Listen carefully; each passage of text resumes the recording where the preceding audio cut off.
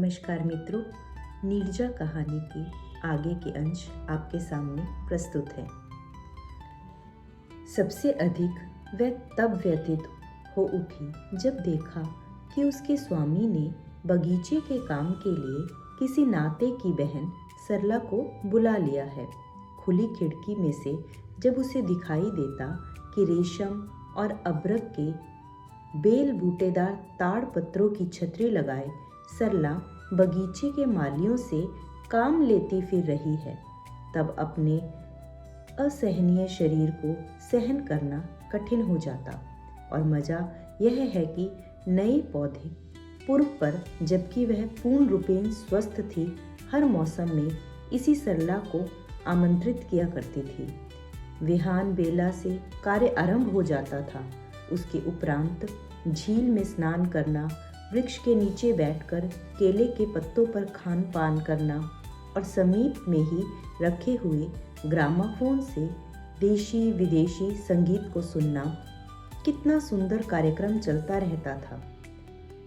उस समय मालियों को मिलता था दही चिड़वा और बंगाली रसगुल्ले। इमली के वृक्ष के तले उनका कोलाहल सुनाई दिया करता था। धीरे धीरे भास्कर भगवान अस्ताचलगामी होते, झील का जल संध्या समीर से कंपित हो उठता और विहग चहचहाने लगते मौलसिरी के वृक्ष पर। इस प्रकार उल्लास की डुबकियों में होता था दिन का अंत। नीरजा के उर का मधुर रस आज कड़वा क्यों हो गया? इसका समाधान कोई नहीं कर सका। कदाचित शरीर की क्षीणता ने उसके स्वभाव में नीरसता का असाव घोल दिया हो, इसलिए उसमें किसी प्रकार का दाक्षिण्य एवं औदार्य का लक्षण दृष्टिगत नहीं होता। एक बार पुनः दीनता उसके सामने आ जाती है। मन में लज्जा का अंकुर सजग हो उठता है। इस पर भी अपने को वह संभाल नहीं सकती। भय रहता है आदित्य की दृष्टि में उसकी यह दीनता कतिपय पकड़ाई में आ रही हो।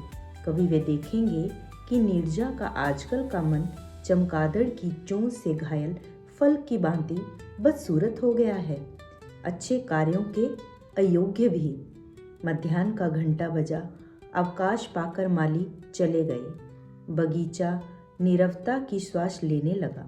नीरजा की दृष्टि इतनी दूर तक पहुंचती रही जहां दुराशा की मरीचिका भी आभास नहीं देती, जहां छायाहीन धूप में शून्यता ने अपना साम्राज्य फैला दिया हो। रोशनी, नीरजा ने पुकारा। स्वामिनी की आवाज को सुनकर आया ने कमरे में प्रवेश किया। अधेड़ अवस्था है, केशों में कुछ कुछ सफेदी आने लगी है। हाथों का सूनापन पीतल के मोटे कड़ों ने दूर कर दिया है। घाघरे के ऊपर दुपट्टा उसके शरीर के ऊपरी भाग को ढके हुए है।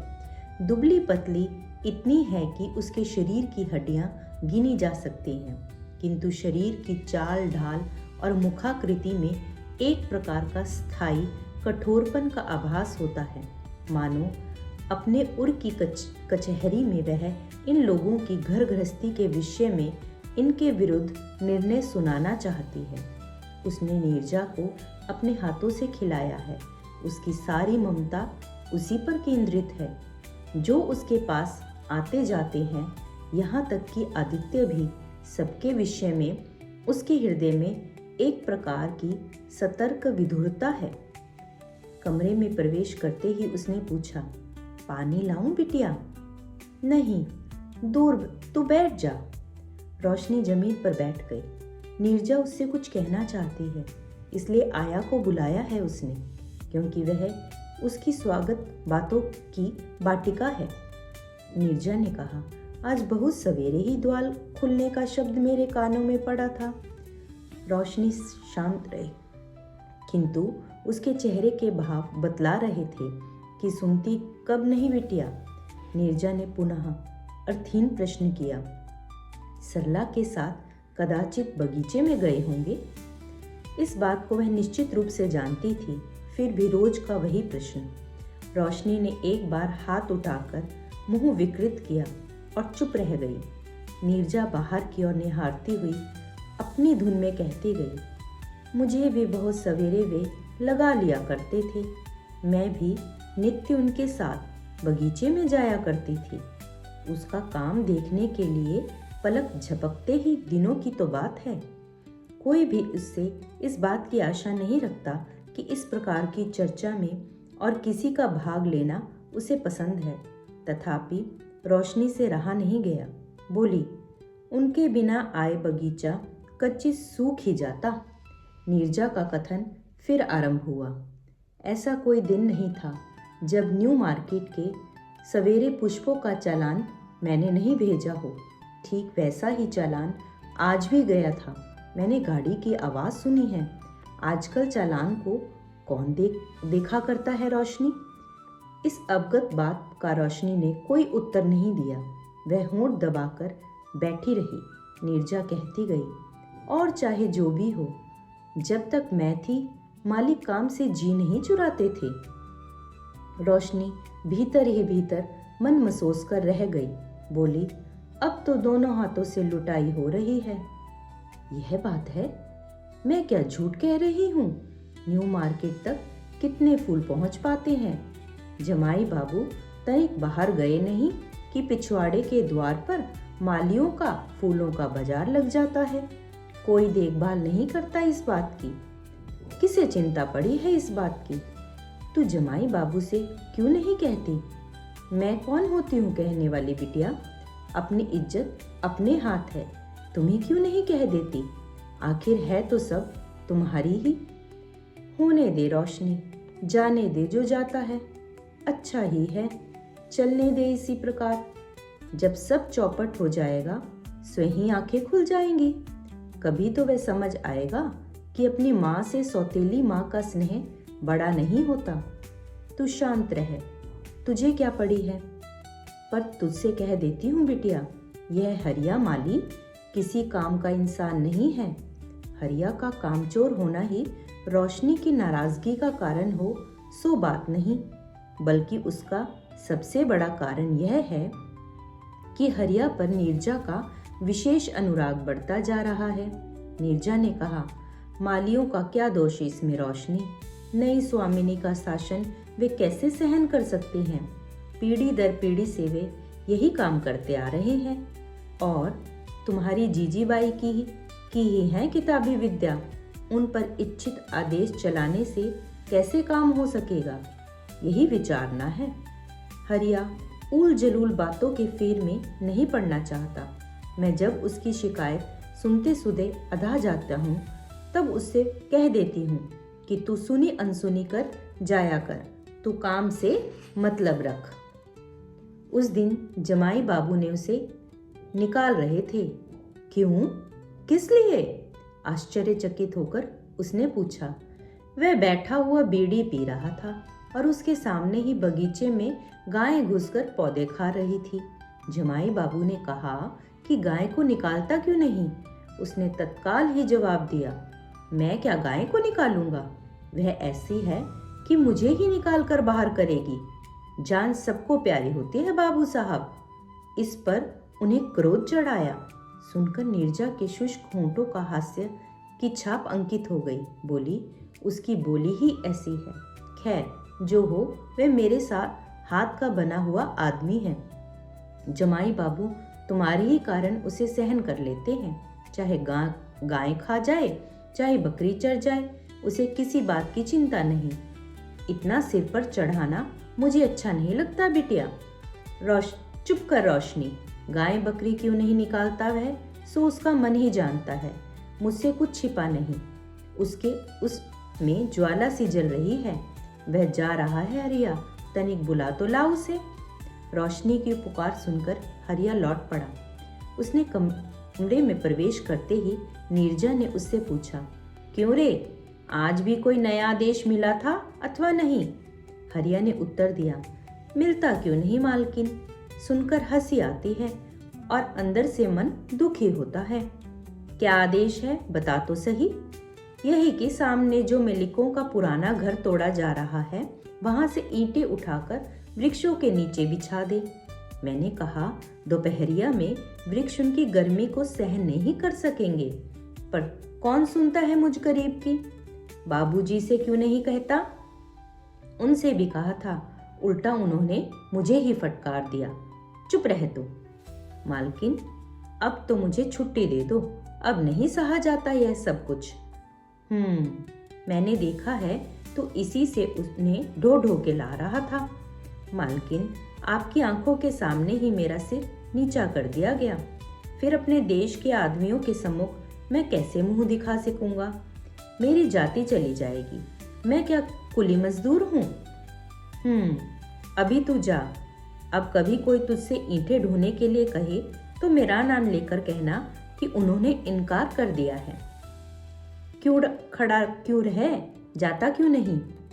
देश से चिट्ठी आई है मालकिन, हल का बैर मर गया है, कहकर हरिया अपना सिर खुजाने लगा। नीरजा ने कहा, वह मरा नहीं, ठीक मेरी तरह जीवित फिर रहा है।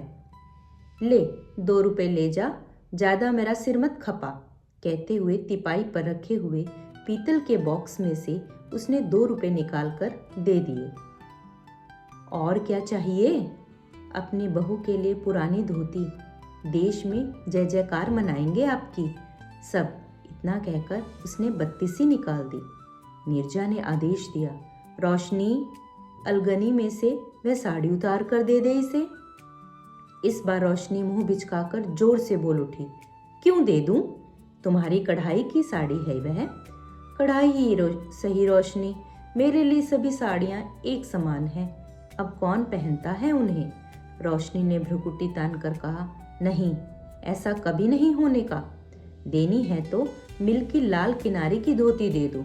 देख हरिया, यदि तू बिटिया को इस प्रकार परेशान करेगा तो तुझे यहाँ से निकाल कर ही दम लूंगी। हरिया ने चरणों को स्पर्श कर सुबकना शुरू कर दिया। मेरा भाग्य ही खोटा है मालकिन।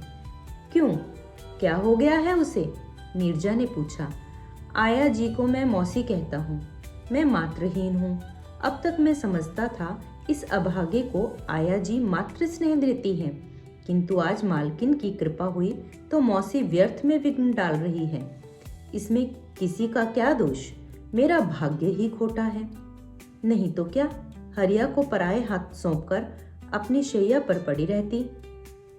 अरे तू भयभीत क्यों होता है? तेरी मौसी तुझे अंदर से चाहती है। तेरे आने से पूर्व तेरी ही बड़ाई के गीत गा रही थी। रोशनी, दे दे इसे, बिना लिए इसकी परछाई भी दूर नहीं होगी, यही पड़ा रहेगा धरना दिए। विवश होकर रोशनी ने साड़ी उतारकर हरिया के आगे पटक दी। हरिया उसे उठाकर मालकिन को अभिवादन किया और बोला, इसे अंगोछे में लपेट लेता हूँ मालकिन, मेरे हाथ मैले हैं, दाग लग जाएंगे। और आज्ञा की राह देखे बिना ही वह अलगनी से तौलिया उठाकर उसमें साड़ी लपेटकर चल दिया शीघ्रता से। नीरजा ने रोशनी से पूछा, अच्छा रोशनी, तुझे ठीक मालूम है बाबू साहब बाहर चले गए हैं? अभी आंखों से देख कर आ रही हूँ। कितनी शीघ्रता की जाने में टोपी लेना भी भूल गए। आज पहला ही अवसर है, मेरे सवेरे के पुष्प दिए बिना ही चले गए।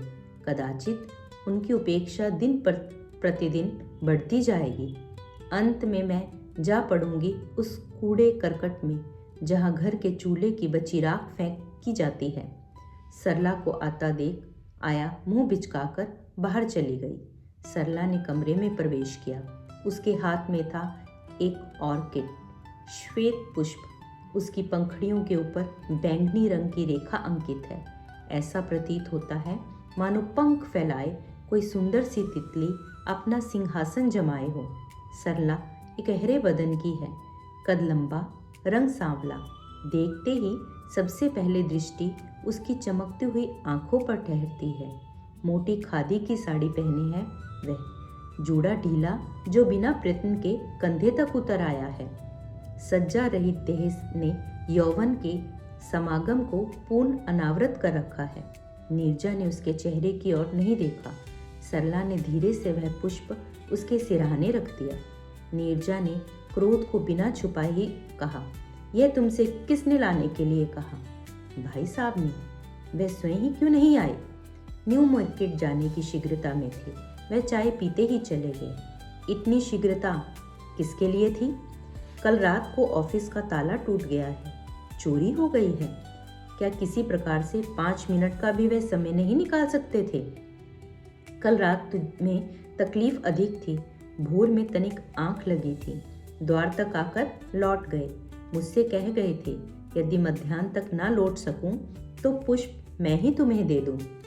नित्य प्रति कार्य से पूर्व आदित्य का चुना हुआ बढ़िया पुष्प नीरजा के बिस्तर पर रख जाया करता था। नीरजा प्रतिदिन उसकी राह में पलके बिछाए रहती है। आज के दिन का विशेष पुष्प आदित्य सरला के हाथों में दे गया। यह बात मन में ही नहीं आई कि पुष्प देने का खास मूल्य उसके अपने हाथ से देने में है। यूं तो नल में भी गंगा जल है, पर उसमें उसका महत्व कहाँ है? नीरजा ने उस सुंदर पुष्प की अवहेलना की, अवज्ञा से उसे दूर कर दिया। बोली, जानती हो बाजार में इस पुष्प का मूल्य क्या है? भेज दो वहीं, व्यर्थ में नष्ट करने की आवश्यकता नहीं। कहते कहते उसका कंठ अवरुद्ध हो उठा। सरला उसके आशय को समझ गई। वह भी जान लिया कि उत्तर देने से उसकी व्यथा बढ़ेगी ही, घटेगी नहीं, अतः शांत ही रही वह। थोड़ी देर के उपरांत नीरजा व्यर्थ ही पूछ बैठी, पहचानती हो यह पुष्प किस जाति का है? अच्छा होता यदि उसके मुख से निकल जाता कि नहीं पहचानती, पर ऐसा कहने से कदाचित उसके स्वाभिमान को ठेस पहुंची। बोली, एमारिलिस है। नीरजा व्यर्थ में ही भभक उठी, क्रोधित स्वर में बोली, बड़ी आई जानने वाली, उसे ग्रेनिन फ्लोरा कहते हैं। सरला के मुख पर हास्य रेखा खिंच गई। बोली, होगा, संशय है क्या? यही नाम है इसका। इस पर यह प्रकट करना चाहती हो कि मैं कुछ नहीं जानती? सरला जानती थी कि जानबूझकर नीरजा ने गलत नाम लेकर उसकी बात काटी है, दूसरे को जलाकर अपनी जलन मिटाने से अभिप्राय। सरला शांति के साथ पराजित होकर बाहर चली जा रही थी कि नीरजा ने उसे रोकते हुए कहा, क्या कर रही थी सवेरे से? कहाँ थी अब तक? ऑर्किड के घर में। नीरजा की सहन शक्ति ने जवाब दे दिया। वह उत्तेजित हो उठी, बोली, ऑर्किड के भवन में बार बार क्यों जाती हो? ऐसी क्या आवश्यकता है? भाई साहब की आज्ञा है कि प्राचीन ऑर्किड चीरकर नए ऑर्किड लगाने के लिए। नीरजा पहले ही जैसे स्वर में बोली, तुम अनाड़ी हो, सब बर्बाद कर दोगी। मैंने अपने हाथ से हरिया माली को सिखाकर तैयार किया है, उसे आदेश दे जाते तो क्या काम नहीं होता? इस प्रश्न का क्या उत्तर दिया जाता? इसका कपटहीन उत्तर यह था कि नीरजा के हाथ में जब बगीचे की देखभाल थी तब हरिया माली अच्छी प्रकार से काम करता था, किंतु सरला के हाथ में जब से काम आया है तब से वह कामचोर हो गया है। यहाँ तक कि अब उपेक्षा करके बार बार उसका वह अपमान ही करता रहता है। हरिया ने इतना अवश्य समझ लिया था कि इस युग में ठीक प्रकार से काम करने से ही उस युग की मालकिन खुश रहेगी। ऐसा हो गया मानो कॉलेज बॉयकॉट करके पालन करने की कीमत डिग्री पाने की अपेक्षा बढ़ गई हो। सरला क्रोध कर सकती थी, पर किया नहीं उसने। वह समझती थी कि भाभी के हृदय में असाध्य रोग के कारण ऐसी जलन उत्पन्न हो गई है, जिसके कारण उसके विचार दिन प्रतिदिन विकृत होते जा रहे हैं। नीरजा ने कहा, कर दो बंद उस खिड़की को। सरला ने आदेश का पालन कर पूछा, अब संतरों का रस ले आऊं? नहीं, कुछ नहीं चाहिए, अब जा सकती हो तुम। सरला ने त्रासित स्वर में कहा, मकर ध्वज खाने का समय हो गया है। नहीं, मकर ध्वज की आवश्यकता नहीं है। तुम पर बगीचे का और कोई काम सौंपा गया है क्या? हाँ, गुलाब की डालियां रोपनी है। नीरजा ने तनिक झिकते हुए कहा, उसका समय कदाचित यही होगा, उन्हें यही किसी ने सुझाया। सुनो तो सही। सरला ने दबी हुई जुबान में कहा, अचानक बाहर से बहुत से ऑर्डर आ रहे हैं, अतः भाई साहब ने तय किया है कि जैसे भी हों आने वाली बरसात से पहले पौधे लगाकर छोड़ेंगे। मैंने उन्हें इसके लिए रोका भी था। रोका था? हाँ, ठीक है, हरिया माली को भेज दो मेरे पास। हरिया माली आया। नीरजा ने कहा, अब तू बाबू हो गया है क्यों? गुलाब लगाने में हाथ टूटते हैं। जीजी बाई तेरी सहयोगिनी माली होगी क्यों? बाबू साहब के लौटने से पहले जितनी बन सके डालियां गाड़ के तैयार रखना। आज तुम्हारी छुट्टी बंद है, समझे? जली हुई घास और बालू मिलाकर धरती तैयार करना झील के दाहिने तट पर। और मन ही मन उसने निश्चय किया कि यहीं पड़े पड़े वह स्वयं गुलाब के पौधे लगाकर काम पूरा करेगी। हरिया माली की अब किसी प्रकार की भी छूट नहीं। हरिया अचानक चेहरे पर उत्तेजित हास्य रेखा को खींचते हुए बोला, मालकिन, एक पीतल की फूलदानी है, खास कटक की बनी है। हर सुंदर भारतीय को यहाँ की हर वस्तु की कद्र है, आप ही समझ सकती हो। आपके इसी कमरे के योग्य है वह। नीरजा ने पूछा, मूल्य क्या है? दांतों तले जीभ दबाकर हरिया ने कहा, ऐसी बात ना करो मालकिन, उसकी कीमत लूंगा क्या मैं? निर्धन अवश्य हूँ पर ओछा नहीं, आखिर आपके सहारे ही इतना बड़ा हुआ हूँ। हरिया फूलदानी तिपाई पर रखकर पुरानी फूलदानी में से पुष्प निकालकर उसमें सजाने लगा।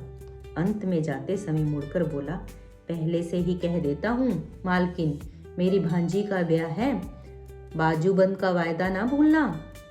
गिलट के गहने देने से आपकी ही बुराई होगी। इतने बड़े घर का माली मैं, उसका ब्याह है, भाई बिरादरी आंख लगाई बैठी है। नीरजा ने कहा, अच्छा, अभी से उसकी चिंता कर ले। हरिया चला गया। नीरजा ने सहसा करवट बदली और एकदम भीतर से घुमड़ पड़ी, बोली, रोशनी, रोशनी, मैं ओछी हो गई हूँ, हरिया माली की तरह हो गया है मेरा मन। आया बोली, यह क्या कह रही हो बिटिया? छी छी। नीरजा स्वयं ही बुदबुदाने लगी, मेरे खोटे भाग्य ने बाहर से तो नीचे उतार ही दिया है, फिर भीतर से क्यों उतार दिया? मैं क्या नहीं समझती कि हरिया मुझे आज किस दृष्टि से देख रहा है? मेरे मन की सी कहकर वह हंसता हुआ इनाम लेकर चला गया। बुला ला उसे, खूब अच्छी तरह फटकारूंगी उसे, उनका शैतानी चोला बदलना ही होगा। आया हरिया को बुलाने के लिए उठकर जाने लगी तो नीरजा बोली, रहने दे, आज जाने दो। इस कहानी का इतना भाग आज ही, शेष भाग अगली वीडियो में। तब तक के लिए नमस्कार। आशा है आपको यह कहानी